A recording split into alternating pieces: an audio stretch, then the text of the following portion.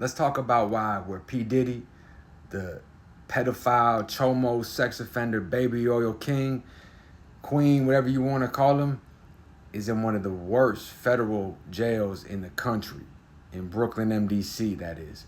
So recently, these two incidents stick out more than anything. Two murders that happened, followed by two officers fired, one arrested, and one resigned. So the first incident is over this scumbag, Edwin Cordora. So what he did was he was coming back for a federal parole violation for slashing an autistic kid across the face in Brooklyn. Now, this jail is in Brooklyn, and people don't forget shit like that.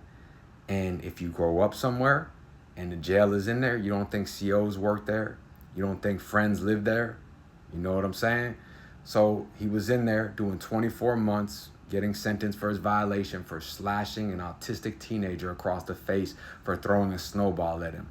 Well, shortly on his arrival, he was beaten to death viciously for 17 minutes.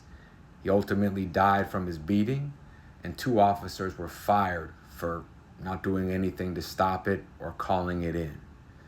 Following that, now let's talk about Euro White. He's sitting in there on racketeering, gun charges for pointing a gun at a woman and a child. Piece of shit. And, just recently, about 3 months ago, they say it was over drugs and a cell phone or whatever it may be. He was stabbed over 17 times. This is a jail, a federal jail, where 99% of the inmates haven't even got sentenced yet. So after he was stabbed over 17 times, and he committed his crime in Brooklyn as well, pointing a gun at a woman and a child, shooting up a club in 2020. They say he was caught up in a little bit of drugs and cell phone action, smuggling, where he was caught in a blind spot, stabbed 17 times. After, one officer resigned, and I believe one got arrested for not doing their job. He also died.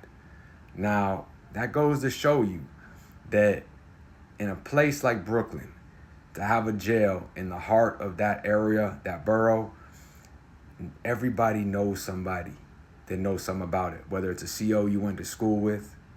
And if your child was slashed across the face and that guy was a few blocks over and there was a CO that worked there or an inmate that lived there, think about what a lot of people would do. And then prior to that, 8 officers fired for corruption. Some arrested, some resigned, but mostly all fired. So if you know that, right, and you know that somebody is in there that hurt you, violated you, or has information on you, what do you think a lot of people would do that have the resources to get that handled? Think about it. Fuck him though. Stay out, stay free, us.